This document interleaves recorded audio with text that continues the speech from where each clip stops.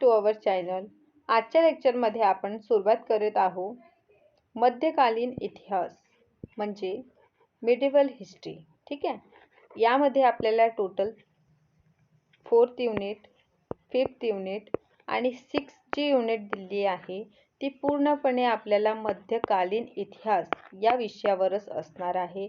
आणि यापुढील सगळेच लेक्चर आपल्याला मध्यकालीन इतिहास यावर दिसेल, ज्यामधून हा आपला पहिला लेक्चर आहे, ज्यामध्ये आपण अरब आक्रमण, तुर्क आक्रमण आणि मोहम्मद घोरी या सगळ्यांचा अभ्यास आजच्या लेक्चरमध्ये आपण करणार आहे.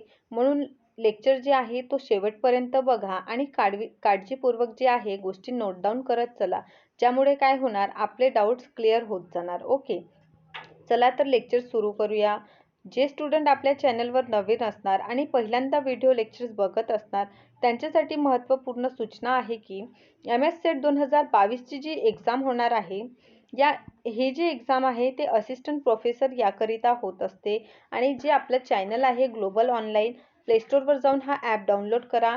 यावर तुम्हाला हिस्ट्री या सब्जेक्टचा फुल सिलेबस कोर्स मिळेल आणि या कोर्समध्ये आपल्याला मॉक टेस्ट मिळेल, संपूर्ण अभ्यासक्रमावरील नोट्स मिळेल, व्हिडिओ लेक्चर्स असेल, सरावासाठी MCQ सोबतच PYQ आणि एक्झामसाठी या दोनही गोष्टी खूप जास्त महत्त्वपूर्ण आहे. हा कोर्स परचेस करण्याची फीस 4000 रुपये आहे, ज्यामध्ये पेपर 1 आणि पेपर 2 हे दोन्ही जे पेपर असणार आहे त्याचं फुल सिलेबस कोर्स सोबतच mock test, PYQ, video lectures वगैरे सगळेच तुम्हाला अवेलेबल केले जाईल. ठीक आहे. हा कोर्स परचेस करण्यासाठी तुम्ही या व्हॉट्सअप नंबरवर कॉन्टॅक्ट करा आणि लवकरात लवकर काय करा, कोर्स परचेस करा.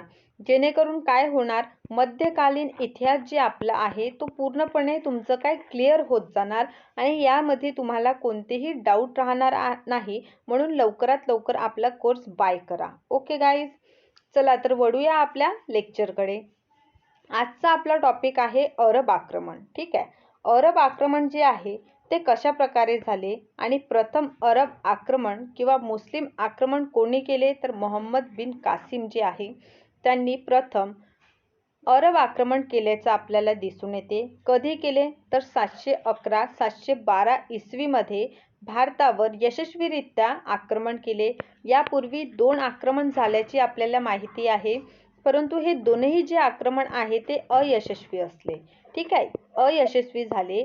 त्यामुळे कसं, हा पहिला आक्रमण आहे जो काय झाला, यशस्वी झाल्याचा आपल्याला दिसून येते. बघा, ज्यावेळी त्यांनी आक्रमण केलं मोहम्मद बिन कासिम यांनी, त्यावेळी सिंधवर त्यांनी सुरुवातीला आक्रमण केलं. ठीक आहे. आपण हे तर बघितलं, मोहम्मद कासिम यांनी आक्रमण केलं, पण कुठे केलं, सिंध या क्षेत्रावर केलं.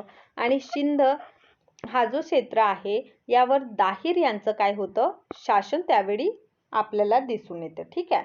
दाहिर यांचं शासन होतं आणि यालाच त्यांनी हरवून काय केलं, सिंधवर वर्चस्व स्थापन केल्याचं आपल्याला दिसून येते.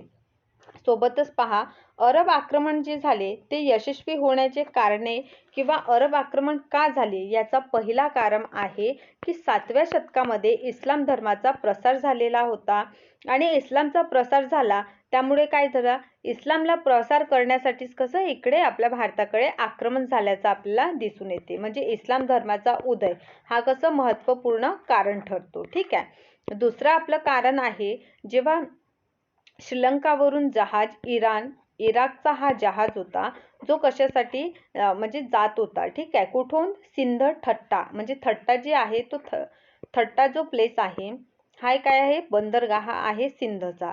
येथे जेव्हा हा जहाज गेला आणि या जहाजामध्ये कोण होता, महिला होत्या. या महिलांची लूट कोणी केली, समुद्र डाकू जे आहे त्यांनी काय केली, लूट केली. पण हा क्षेत्र कोणाचा होता, दाहिर यांचा होता. म्हणून इराकचा जो गव्हर्नर होता त्याचं नाव आहे अल हज्जाज. हा नाव तुम्ही लक्षात घ्या. अल हज्जाज जो आहे त्यांनी काय केलं, दाहिर यांना म्हटलं की तुमच्या क्षेत्रात लूट झाल्यामुळे तुम्ही काय करा, आम्हाला भरपाई करा. पण जे दाहिर आहे त्यांनी पूर्णपणे नकार दिला, त्यामुळेच पहिला आक्रमण झाल्याचे आपल्याला दिसून येते. ठीक आहे. अशा प्रकारे आपल्याला आक्रमण झाल्याचं दिसून येते. ओके, आता समोर आपण बघूया.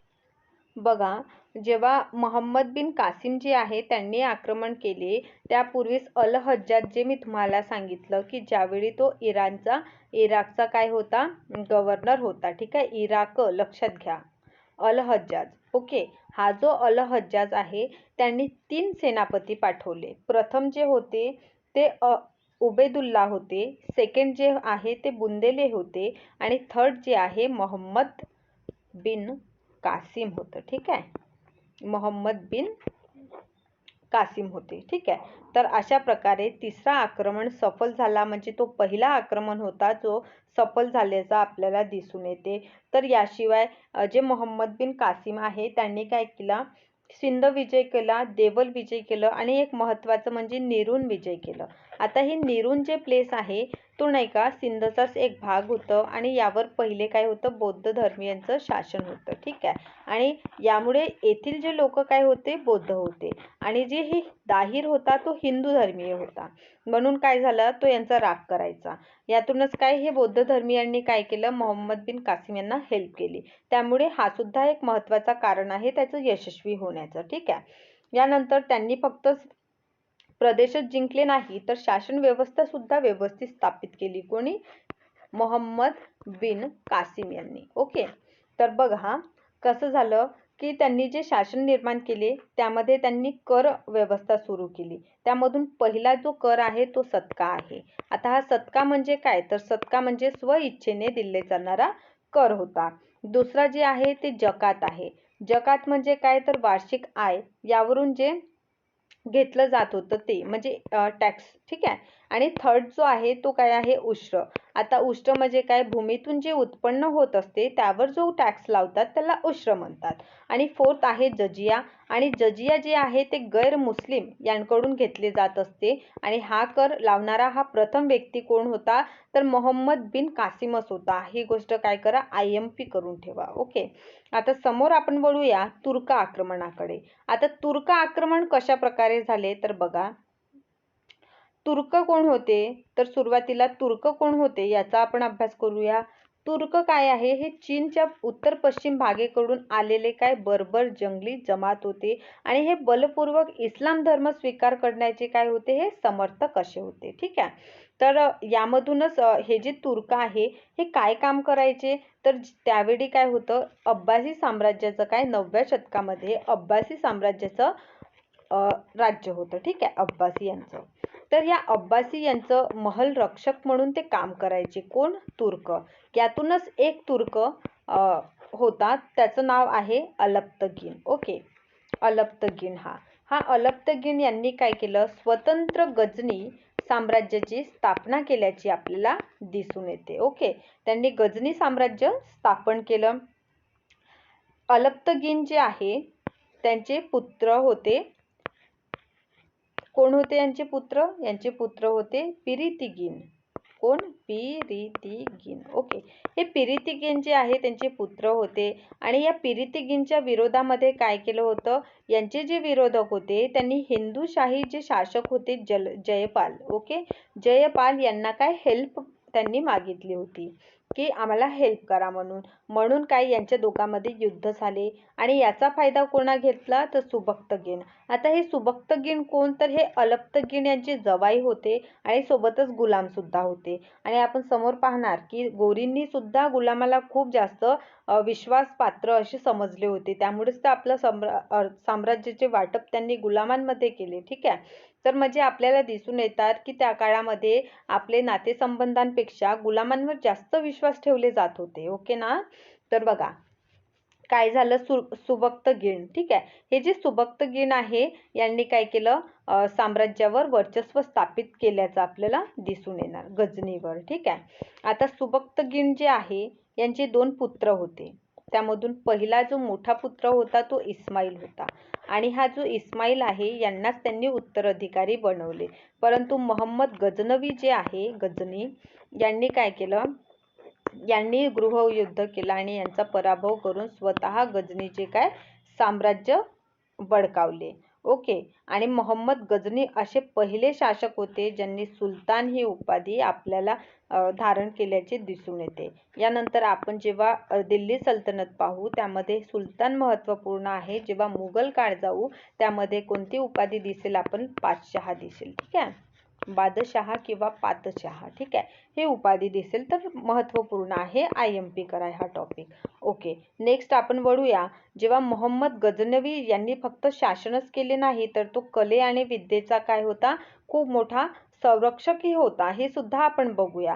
सोबतच त्यांनी सुलतान उपाधी धारण केली आणि यामीउद्दीन म्हणजे साम्राज्याचा दाहिना हात असा याचा अर्थ होत असतो. तर मोहम्मद गझनवी जे आहे त्यांनी 1000 ते 1027 पर्यंत एकूण 17 स्वाऱ्या आपल्याला केल्याचे दिसून येते. हे महत्त्वपूर्ण आहे. ठीक आहे, ज्यामधून त्यांची सोमनाथ मंदिरची जी स्वारी आहे ते सगळ्यात प्रसिद्ध आणि सगळ्यात महत्त्वाची आपल्याला दिसून येते.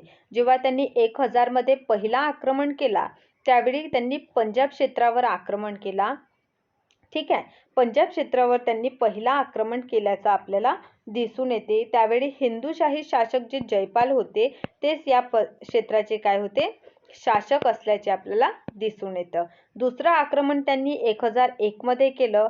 त्यावेळी सुद्धा हिंदुशाही शासक जे जयपाल आहे तेच होते. आणि यावेळेस कोणावर आक्रमण केलं त्यांनी, पेशावरच्या भागावर. ठीक आहे, आणि यातूनच काय पेशावरचं युद्ध झालं आणि या युद्धामध्ये जयपाल यांना बंदी बनवली. नंतर संधी सुद्धा झाल्याची दिसते आणि याचाच पराभवामुळे काय निराश होऊन जयपाल यांनी आत्महत्या केली. ठीक आहे, हा शासक आहे ज्यांनी आत्महत्या केली, हिंदुशाही शासक.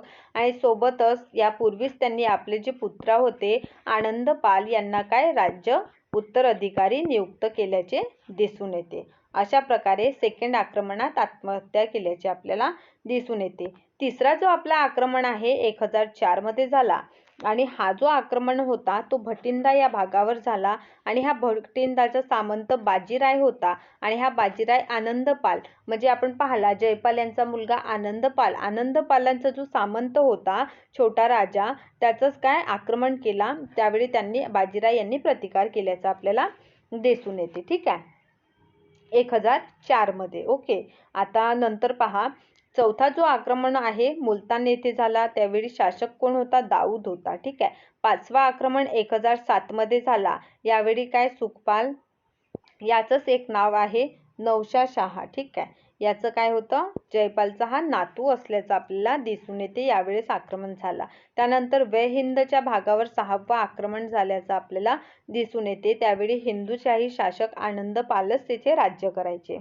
7वा आक्रमण अलवार येथे झाला. अलवारच्या कोणत्या ठिकाणी, तर नारायणपूर या ठिकाणी 7वं आक्रमण झाल्याचं आपल्याला दिसून येते. 8वा आक्रमण मुलतानवर झाला आणि त्यावेळी दाऊद हे.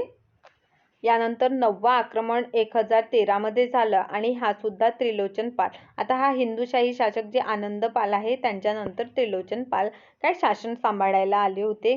10वा आक्रमण महत्त्वाचं आहे कारण यावेळी थानेश्वर येथे काय झालं, आक्रमण झालेला आपल्याला दिसून येते. कधी झालं तर 1014 मध्ये थानेश्वर या ठिकाणी आक्रमण झाल्याचं आपल्याला दिसून येते. आणि यावेळी तोमर वंशीय शासक जे होते ते थानेश्वर येथे राज्य करायचे आणि हेच तोमर वंशीय शासक जे होते ते पळून गेल्याचे आपल्याला दिसून येते. ओके, इतकं क्लिअर असेल. त्यानंतरचं आक्रमण आहे काश्मीर यावर. ठीक आहे, म्हणजे लोहार वंशीय शासक जे आहे काश्मीरवर राज्य करायचे आणि त्यांच्या राजा होता संग्रामराज. यांच्या काळात आक्रमण झाल्याचं आपल्याला दिसून येते. त्यानंतर 12वा आक्रमण आहे आणि 12वा आक्रमण थोडा महत्त्वपूर्ण आपल्याला दिसून येणार. आणि हा 12वा जो आक्रमण आहे तो 1018 मध्ये झाल्याचा आपल्याला दिसून येते. ठीक आहे, 1018 मध्ये कुठे झाला, कन्नौज येथे.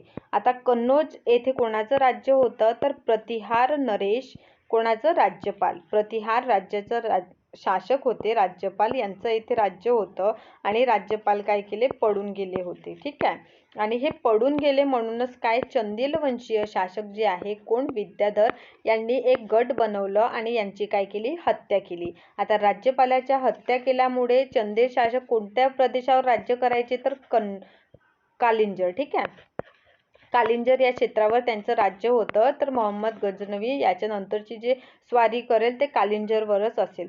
सोबतच त्यांनी मथुरा, त्यावेळी महत्त्वाचा व्यापारिक केंद्र होता मथुरा, त्यावर सुद्धा वर्चस्व स्थापित केल्याचं आपल्याला दिसून येते. 13वा आक्रमण चंदेल वंशीय शासक विद्याधर यांच्या विरोधात होतं आणि का होतं मी तुम्हाला सांगितलेलं आहे. ठीक आहे. तर बघा 14वा जे आक्रमण आहे ते काश्मीर येथील लोहार वंशीय शासक संग्रामराज यांच्या विरुद्ध होतं आणि 16वा आक्रमण महत्त्वाचा आहे, कारण हा जो आक्रमण आहे हा नाही का सोमनाथचं जे मंदिर आहे सोमनाथ मंदिर यावर झालं. यामध्ये शिवची सोमनाथ आक्रमण हा जे आहे इथे शिव मंदिर होता, काठियावाड या क्षेत्रामध्ये त्यांनी आक्रमण केला आणि शिवची जी मूर्ती आहे ती पूर्ण तोडली. यानंतरच त्यांनी बुध शिकण हे उपाधी धारण केल्याची दिसते. आणि बुध शिकण म्हणजे काय, तर मूर्ती भज्जक किंवा मूर्ती तोडणारा. ठीक आहे, अशा प्रकारे. आणि 17वा आक्रमण जे आहे ते जूट पहाडी म्हणजे जाट लोक राहायचे त्यांच्यावर झाल्याचं दिसून येते.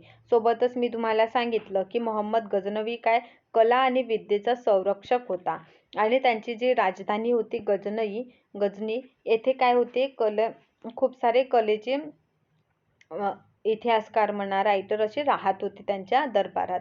त्यामधून महत्त्वपूर्ण आहे उद्बी, अल-बिरुनी, बेहाकी, फिरदोसी हे सगळे काय आहे महत्त्वपूर्ण आहे. उद्बी कोण होते, तर राजकीय मोहम्मद गझनीचे राजकीय इतिहासकार होते आणि त्यांचीच रचना आहे तारिख-ए-यामिनी किंवा किताब उल यामिनी. हे महत्त्वाचं आहे, IMP करून ठेवा. यानंतर आहे अल-बिरुनी, हे फक्त काय म्हणते ज्योतिषच नव्हते, तर त्यांनी गणित, दर्शन आणि अरबी भाषा, पारशी भाषा, संस्कृत भाषा यांची सुद्धा त्यांनी ज्ञान प्राप्त केल्याचे आपल्याला दिसून येते. ठीक आहे. सोबतच ते मोहम्मद गझनवीचे येथे कोणतं काम करायचे, तर राजदोषी या पदावर ते होते आणि त्यांचीच रचना आहे तहकीक-ए-हिंद किंवा तारिख-ए-हिंद. ठीक आहे, महत्त्वपूर्ण रचना आहे, नाव नोट डाऊन करा. बेहाकी जे आहे ते लिपिक होते. ठीक आहे, कोणाचे, मोहम्मद गझनवी यांचे, आणि त्यांची रचना आहे तारिख-ए-बेहाकी. ठीक आहे, हे त्यांची काय आहे रचना आहे. सोबतच फिरदोशी यांचं काय आहे शाहनामा आहे. शाहनामा पण खूप जास्त काय आहे महत्त्वपूर्ण असा ग्रंथ आहे. ओके. आणि आता यानंतर आपण वळूया मोहम्मद गोरीकडे. आता बघा हा सेकंड तुर्क आहे ज्यांनी काय केलं आक्रमण केल्याचं आपल्याला दिसून येते. यांचं मोहम्मद गोरींचं रिअल नेम मोहम्मद होतं आणि यांनी कोणत्या उपाधी घेतल्या, तर शहाबुद्दीन आणि मुइजुद्दीन हे त्यांची काय आहे उपाधी आहे. ठीक आहे. आणि त्यांच्या वडिलांचे नाव काय होते, बहाउद्दीन साम होते आणि बहाउद्दीन साम यांचे पुत्र असल्यामुळे यांना मोहम्मद बिन साम असे सुद्धा म्हटले जातात. बहुतांश पुस्तकांमध्ये तुम्हाला मोहम्मद बिन साम असंच उल्लेख दिलेला दिसून येणार. तर पहा, मोहम्मद बिन साम यांनी गोर वंशावर म्हणजे गोर येथील ते शासक असल्यामुळे त्यांच्या साम्राज्याला गोरी साम्राज्य असा संबोधले जात होते. मोहम्मद गोरी जे आहे त्यांनी प्रथम आक्रमण मुलतान यावर केलेले आपल्याला दिसून येते. ठीक आहे, त्यांचं मुलतान आक्रमण कारण मोहम्मद गोरी जे आहे त्यांनी प्रथम भारतीय आक्रमण केले होते. कशावर, तर मुलतान या क्षेत्रावर. त्यानंतर ते उच्छची विजय केली. अनिलवाडा, आता अनिलवाडा काय आहे, तर जेव्हा आपण पाहिलं जे गुजरातचे शासक होते सोलंकी, आणि हे सोलंकी शासक जे होते त्यांचीच राजधानी होती अनिलवाडा. ठीक आहे, अनिलवाडा ही जी आहे सोलंकी वंशीयांची काय होती राजधानी होती, ते त्यांनी जिंकली. यावेळेस भीम द्वितीय यांचं येथे काय होतं शासन होतं. ठीक आहे. तर बघा यानंतर त्यांनी पंजाब विजय केली, सिंध पण विजय केली आणि असं विजय करत असताना त्यांची सीमा जी आहे दिल्ली आणि अजमेरच्या क्षेत्राला काय लागत होती आणि दिल्ली आणि अजमेरच्या क्षेत्रावर पृथ्वीराज तृतीय यांचं शासन आपल्याला दिसून येते. आणि यातूनच काय झालं भटिंडा. ठीक आहे, भटिंडावर त्यांनी काय केलं, कोणी मोहम्मद गोरी यांनी आक्रमण केलं. ठीक आहे, भटिंडा हा कोणाच्या भागात येत होतं, तर पृथ्वीराज तृतीय यांच्या क्षेत्रात येत होतं. त्यामुळे त्यांच्या संरक्षणासाठी 1191 इसवीमध्ये तराईनचा प्रथम युद्ध झाला, बॅटल ऑफ तराईन फर्स्ट. हा कधी झाला, तर 1191 मध्ये झाला. यामध्ये पृथ्वीराज जे आहे त्यांचं काय झालं विजय झाला आणि मोहम्मद गोरी जे आहे त्यांचं काय पराभव झाला. या पराभवाने ते इतके निराश झाले की त्यांनी लगेचच 1 वर्षात म्हणजे 1192 मध्ये. ठीक आहे, असं मी आकडे का बरं सांगत आहे, कारण तुम्हाला पटकन लक्षात येईल. ओके, तर 1192 मध्ये काय केलं, परत त्यांनी आक्रमण केलं. कोणावर, तर परत त्यांनी तेथेच आक्रमण केलं पृथ्वीराज तृतीय यांच्यावर. आणि यामध्ये काय झालं, तर यामध्ये मोहम्मद घोरी जे आहे त्यांची विजय झाली आणि पृथ्वीराज चौहान जे आहे तृतीय यांचा काय झाला, पराभव झाल्याचा आपल्याला दिसून येते. अशा प्रकारे घोरीने काय विजय संपादन केले. आणि घोरीची महत्त्वाची गोष्ट म्हणजे काय, तर त्यांचे गुलाम. आणि मोहम्मद घोरी जे आहे त्यांचे 4 गुलाम आपल्याला दिसून येते, ज्यामधून पहिला आहे आणि प्रमुख आहे कुतुबुद्दीन ऐबक. यांना दिल्लीचा क्षेत्र दिलेला होता. त्यांच्या मृत्यूनंतर त्यांचे साम्राज्याचे 4 भागात विभाजणी झाली आणि त्या 4 भागामधून एक भाग दिल्ली जे होतं ते कुतुबुद्दीन ऐबकाला देण्यात आला. त्यानंतर ताजुद्दीन एल्दोज जे आहे त्यांना लाहोर मिळालं आणि नासिरुद्दीन कुबाच्याला सिंध आणि मुलतान मिळाला. मोहम्मद बिन बख्तियार खिलजी जे आहे त्यांना बंगाल आणि बिहार हे क्षेत्र काय त्यांना देण्यात आले होते. ठीक आहे, अशा प्रकारे त्यांच्या साम्राज्याची काय विभाजणी झाल्याची आपल्याला दिसून येते. आणि ह्या चौघांमधून सगळ्यात जास्त कार्यक्षम कोण होता, कुतुबुद्दीन ऐबक.